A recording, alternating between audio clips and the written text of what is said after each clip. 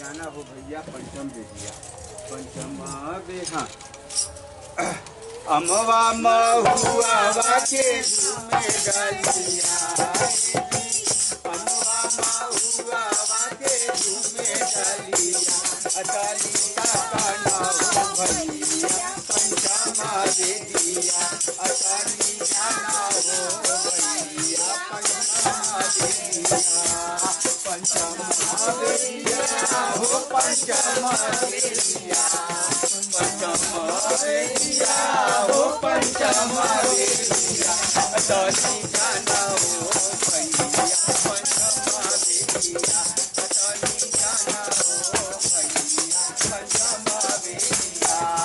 पंचमा बेदिया पंचमा बेदिया हो पंचमा बेदिया पंचमा बेदिया हो पंचमा बेदिया अतालिका नाम भैया पंचमा बेदिया अतालिका नाम भैया पंचमा बेदिया अम्बा मुजार गैले महुआ को जाई गैले अम्बा मुजार गैले महुआ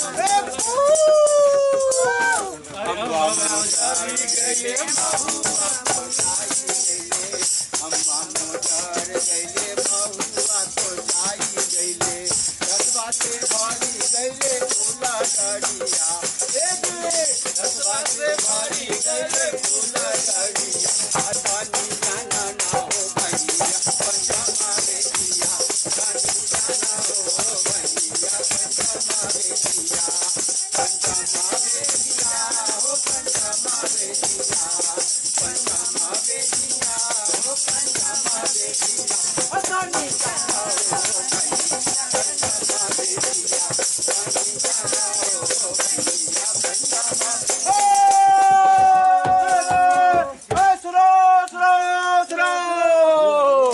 अरे ध्यान लगाकर सुनो अभी अभी पंचम वेद के बारे में बताया जाएगा। पंचम वेद वो क्या होता है गुरुदेव? हाँ अरे उसके बारे में विस्तार से बताया जाएगा। कहाँ बताया जाएगा गुरुदेव? अरे मेरे पीछे चलो।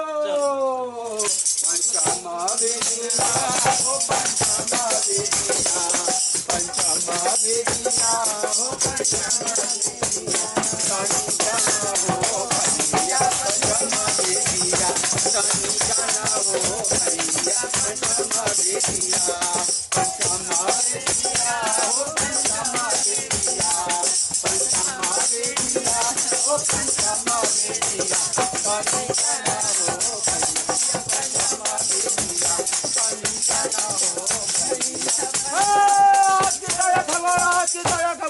ताजा खबर क्या है आज की ताजा खबर? अरे आज की ताजा खबर है पंचम वेद पर नाटक होने जा रहा है।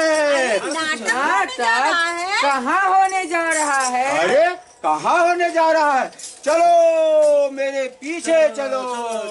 पंचमा बेदिया हो पंचमा बेदिया पंचमा बेदिया हो पंचमा बेदिया तानी जाना हो भैया पंचमा बेदिया तानी जाना हो भैया पंचमा बेदिया पंचमा बेदिया हो पंचमा बेदिया पंचमा बेदिया हो पंचमा बेदिया तानी जाना हो भैया पंचमा बेदिया तानी जाना हो भैया पंचमा बेदिया तानी जाना हो भैया पंचमा गुरुदेव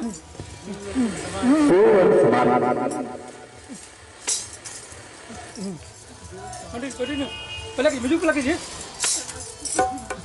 चालू रहे म्यूजिक प्ले कीजिए। पंचमा बेदिया हो पंचमा बेदिया पंचमा बेदिया हो पंचमा बेदिया तानी जाना हो भैया पंचमा बेदिया तानी जाना हो भैया पंचमा बेदिया पंचमा बेदिया हो पंचमा बेदिया पंचमा बेदिया हो पंचमा बेदिया तानी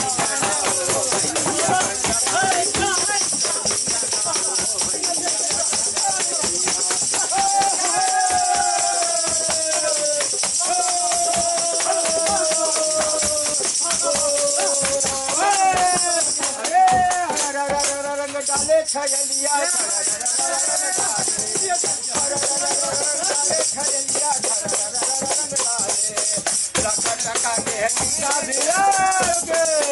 अब नाटक स्टार्ट।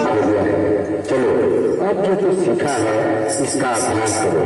यह नवीन प्रयोग है, इसमें कहीं भी चूक नहीं होनी चाहिए।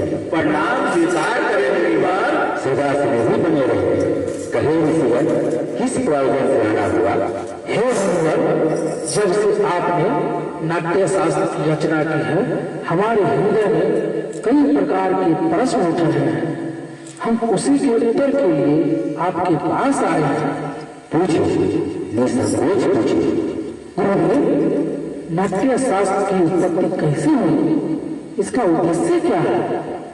आपने बहुत अच्छा प्रश्न किया। यह प्रश्न केवल नाटक का नहीं बल्कि जीवन के सार को समझने का माध्यम है। जब त्रेता युग में मनुष्य काम और लोभ से वशीभूत होकर अधर्म और संघर्ष की ओर बढ़ने लगा, तब इंद्र ने ब्रह्मा जी से प्रार्थना की कि कोई ऐसा माध्यम हो जिसमें देखना और सुनना एक साथ हो, जिसमें मनुष्य धर्म, अर्थ, काम और मोक्ष के मार्ग पर लौट सके। उसी के लिए जगत पिता ब्रह्मा ने नाट्य वेद की उत्पत्ति की, जिसके प्रयोग का शास्त्र नाट्य शास्त्र है। लेकिन गुरुदेव, वेद तो ज्ञान के भंडार है। जगत का रहस्य छिपा है उनमें। वेद स्वयं में इस उद्देश्य की पूर्ति के लिए पर्याप्त थे, फिर ये नया वेद क्यों? इसलिए कि वह समस्त जग के लिए सुलभ हो, सामान्य जन को नाटक के माध्यम से शिक्षा के मार्ग पर, धर्म के मार्ग पर ले जा सके।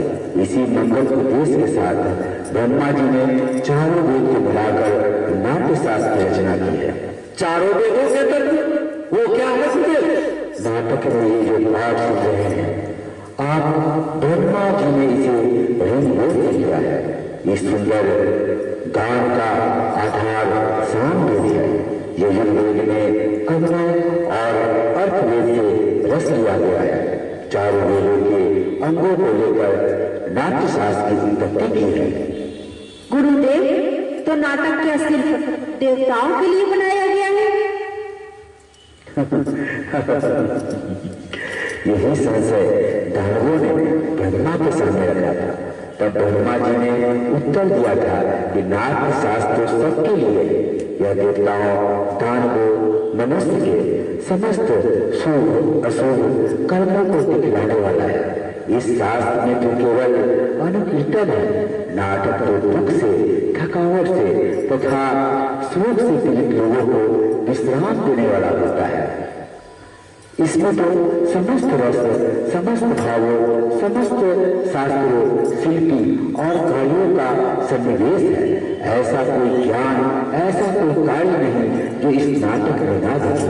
और समस्त सृष्टि का समावेश लौकिक और अलौकिक है और धर्म सारे प्राणियों के भावों की प्रतिनिधि कला।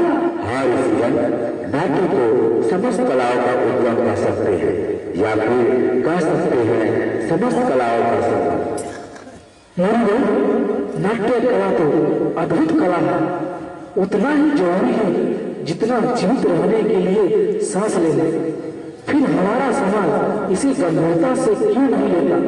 कलाक्रम को अनावश्यक, अनापेक्षित क्यों समझता है? हम तो कलाकार हैं, नीति के नियंत्रण है। कलाक्रम करना हमारा धर्म है। हमारे विषय में, हमारी कला के विषय में तो नीति नियंत्रताओं को विचार करना होगा। प्रयोग के साधन और अवसर उपलब्ध कराने होंगे। नाटक केवल कला नहीं है, यह समाज का दर्पण है। यह मानवता को सत्य के मार्ग पर ले जाने का साधन है। रंगमंच जाति, धर्म, भौगोलिक सीमाओं से परे जाकर समग्रता में मानवीयता को पार करता है। आज भी रंगमंच समाज में विषम परिस्थितियों को दूर कर समाज में समता का भाव लेकर आता है। ये भाव निसंदेह धरती को स्वर्ग बना सकता है। कला ही समाज को समान होता है। इसी आशा और अपेक्षा के साथ कि समाज कला और कलाकारों को स्थान दे जिसके वे अधिकारी हैं। मैंने नाट्य शास्त्र को पंचम वेद कहकर पुकारा है। पंचम वेद समस्त वेदों का ज्ञान। ऋषिगण, मेरे रंगकर्मी पुत्र आपके स्वागत के लिए अपनी प्रस्तुति तैयार कर आपकी प्रतीक्षा कर रहे हैं। चलिए चलकर नाटक का आनंद लीजिए। बुद्धि हो इस राष्ट्र की, आशा सभी की पूर्ण हो, सृष्टि व आनंद की, जग की सदा संपूर्ण हो, धरती सदा फूले फले, ऊपर विमल आकाश हो, सज्जन रहे निर्भय सदा, व दुर्जनों का नाश हो।